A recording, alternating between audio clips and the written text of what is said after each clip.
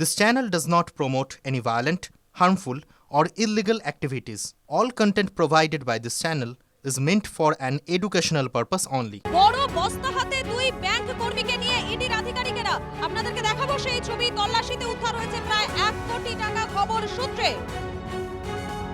যন্ত্রের মাধ্যমে এখনো চলছে টাকা গোনা। তল্লাশিতে বহু নথি উদ্ধার হয়েছে, বহু ব্যাংক অ্যাকাউন্টের বই উদ্ধার হয়েছে খবর সূত্রে। দেখাচ্ছি আপনাদেরকে সেই ছবি, দেখতে পাচ্ছেন চন্দ্রশেখর রয়েছেন আমাদের প্রতিনিধি। আমি চন্দ্রশেখরের কাছে চলে যাবো সরাসরি। চন্দ্রশেখর, এই মুহূর্তে সেখানে কি আপডেট রয়েছে লেটেস্ট এবং কি ছবি দেখা যাচ্ছে? দেখো, রাজেশ বনসলের বাড়ির সামনে আমরা রয়েছি। এখানে প্রায় 7 ঘন্টা হয়ে গেল সকাল থেকে তল্লাশি চলছে এবং বারে বারে আমরা দেখতে পাচ্ছি যিনি ইডির আধিকারিক রয়েছেন তিনি ভেতর থেকে বেরিয়ে এলেন এবং 2 জন ব্যাংক কর্মীকে, স্থানীয় স্টেট ব্যাংকের কর্মীকে তারা নিয়ে এলেন এবং তাদের হাতে চিনির বস্তা বা বড় বস্তা ছিল, সেই বস্তা তারা নিয়ে এলেন। ইতিমধ্যে 2টো মেশিন ছিল, তারপর আরও একটি মেশিনের প্রয়োজন পড়ায় আরও একটি মেশিন আনা হয়েছে। আমরা সূত্রের খবর পাচ্ছি প্রায় কোটি টাকার মতো নগদ এখান থেকে উদ্ধার হয়েছে বা ইতিমধ্যে তার নগদ গোনার কাজ চলছে। এই বাড়ির মধ্যেই ভেতরে গোনার কাজ চলছে। মূলত রাজেশ বনসলের বিরুদ্ধে ইডির আধিকারিকদের যেটা তদন্ত চলছে সেটা হচ্ছে ইনি মূলত হাওয়ালা যোগের কাজ করতেন। কয়লার যে কারবার, কেউ বিক্রি করত, কেউ কিনত, এর মধ্যস্থতাকারী হিসাবে এরা এই কাজটি, এই যে রাজেশ বনসলের যে পরিবার বা তার যে ব্যাংক অ্যাকাউন্ট তা ভাড়া দেওয়া হতো বা ব্যবহার হতো এবং সেই সমস্ত নথি কিন্তু দেখা হচ্ছে। এর পাশাপাশি নতুন আরও একটি আপডেট দিয়ে রাখি, জামুরিয়ার পর রানীগঞ্জ এলাকায়, রানীগঞ্জের কিরণ খাঁ বলে আরেকজন ব্যবসায়ীর বাড়িতে ইতিমধ্যে ইডি হানা দিয়েছে। তার সঙ্গে বালির সংযোগ রয়েছে, বালির কারবারের সঙ্গে সে যুক্ত। আমরা ইতিমধ্যে রয়েছি জামুরিয়াতে এবং সকাল থেকে এখনও পর্যন্ত কিন্তু তল্লাশি চলছে। যা আমরা বাইরের যা দৃশ্য দেখছি তাতে প্রচুর টাকা নগদ উদ্ধার হয়েছে, সে সমস্ত দৃশ্যই কিন্তু আমরা দেখতে পাচ্ছি এবং তৎপরতাও সেইভাবে দেখতে পাচ্ছি যে যেভাবে এখানে আধা সামরিক বাহিনীকে রাখা হয়েছে, পাশাপাশি ব্যাংকের আধিকারিকদের আনা হয়েছে, ব্যাংক কর্মীদের আনা হয়েছে, বস্তা বস্তা বাইরের থেকে বস্তা নিয়ে যাওয়া হচ্ছে, আরও মেশিন নিয়ে আনা হচ্ছে। সেখান থেকে ইঙ্গিত দিচ্ছে প্রচুর টাকা উদ্ধার হয়তো এখান থেকে হতে পারে। একেবারে, অর্থাৎ যেভাবে সেখানে একের পর এক মেশিন আনা হচ্ছে এবং যন্ত্রের মাধ্যমে এখনো পর্যন্ত টাকা গোনা চলছে, তাতে বোঝা যাচ্ছে পরিমাণটা আরো অনেকটা বেড়ে যেতে পারে। আপডেটের দিকে তুমি নজর রাখো। আপাতত তোমাকে ধন্যবাদ। এক কথায় ফুল অ্যাকশন মোডে এই মুহূর্তে ইডি। আপনাদের জানিয়ে রাখবো, দুর্গাপুর, পাণ্ডবেশ্বর, 12 জায়গায় একই সঙ্গে ইডির তল্লাশি চলছে। আর এই তল্লাশি কার জন্য? কয়লা মাফিয়ার বিরুদ্ধে তল্লাশি চালানো হচ্ছে। তবে ইতিমধ্যেই জানিয়ে রাখবো, এই তল্লাশির জন্য কিন্তু দিল্লি থেকে 2 অ্যাসিস্ট্যান্ট ডিরেক্টর এসেছেন। আমি সুজয় পাল আমাদের প্রতিনিধির সঙ্গে কথা বলতে চাইবো। সুজয়, এখন অবধি শেষ কি খবর পাচ্ছ এই তল্লাশি?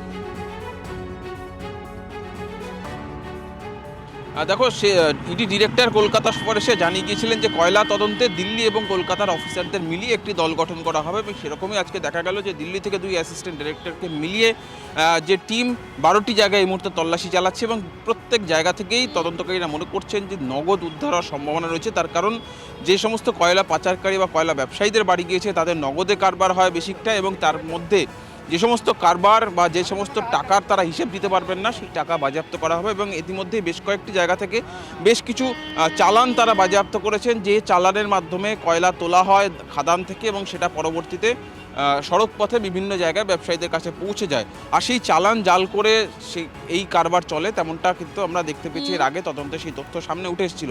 এর আগেও যেহেতু তল্লাশিতে বেশ কয়েক কোটি টাকা এবং প্রচুর সোনা পাওয়া গিয়েছিল, তো এই ব্যবসায়ীদের একটা ট্রেন্ড রয়েছে, তারা নগদ টাকা বা এই ধরনের বেআইনি টাকা তারা সেটা গোল্ডে কনভার্ট করে রাখে, সোনার অলংকার কিনে রেখে দেয় তারা। সুতরাং সেগুলির কতটা আয়সঙ্গত রয়েছে সেটা তারা খতিয়ে দেখছেন। তার পাশাপাশি এই চক্রের সঙ্গে যেমন পুলিশের একটা ভূমিকা প্রথম থেকে তদন্তকারীরা বলছেন এবং সেই সূত্রে একজন ইন্সপেক্টরের বাড়িতেও তল্লাশি চালানো হচ্ছে। এই ধরনের আর কারা কারা যুক্ত রয়েছে সেটাও খতিয়ে দেখা হচ্ছে এবং এখনো পর্যন্ত বাজে 12।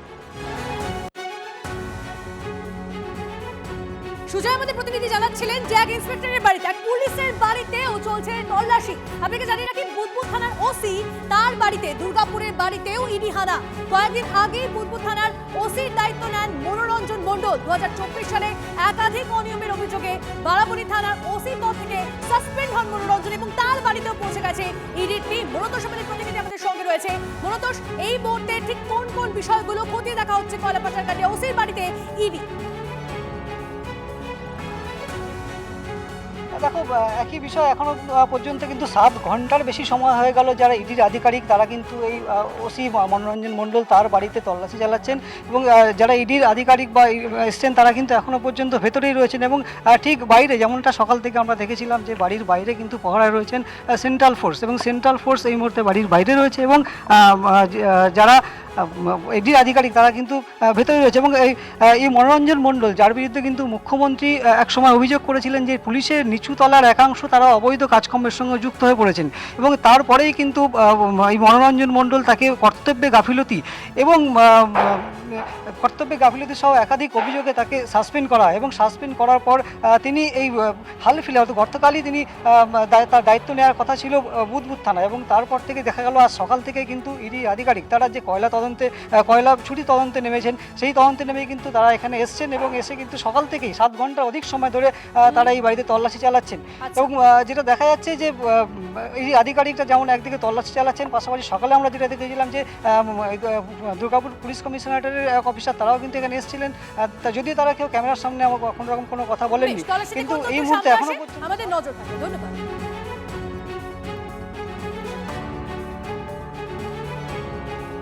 আপনারা যদি ইসিএল এর আধিকারিকদের জেল খাটাতে পারেন তাদের সাসপেন্ড হতে পারে তাহলে হোয়াই নট এই tainted OC IC SDPO DSP আইপিএসদের বিরুদ্ধে চূড়ান্ত ব্যবস্থা হচ্ছে না।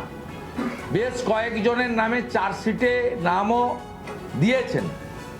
আমরা চাই এদের সম্পত্তি ক্রোক করা হোক এবং এদের হেফাজতে নিয়ে এই আজকে যিনি বুদবুদ থানার ওসি আগে বারাবণীর ওসি ছিলেন সেই রিলেটেডই তিনি কোল স্ক্যামের সঙ্গে যুক্ত তাকে হেফাজতে নিয়ে তিনি 75-25 ভাগে 25 রেখে 75 কোথায় কোথায় পাঠাতেন এটাও তদন্তকারী সংস্থার জানা উচিত এবং জনগণের সামনেও আসা উচিত। ভোট এগিয়ে আসে তত ইডি সিবিআই এর হানা বাড়ে, ভোট চলে যায়, ইডি সিবিআই ঘুমিয়ে পড়ে। সুতরাং তাদের রিয়েল যে ইন্টেনশন সেটা নিয়ে মানুষের মধ্যে প্রশ্নের একটা বাতাবরণ তৈরি হয়। ঠিক এক্ষেত্রেও তাই হচ্ছে। এইসব পরিস্থিতি হবে না। সত্যিকারের যারা দোষী তাদেরকেই তদন্ত করে তদন্তের আওতায় এনে যদি কেউ দোষী হয় তার শাস্তি হোক, সেখানে আমাদের কিছু বলার নেই।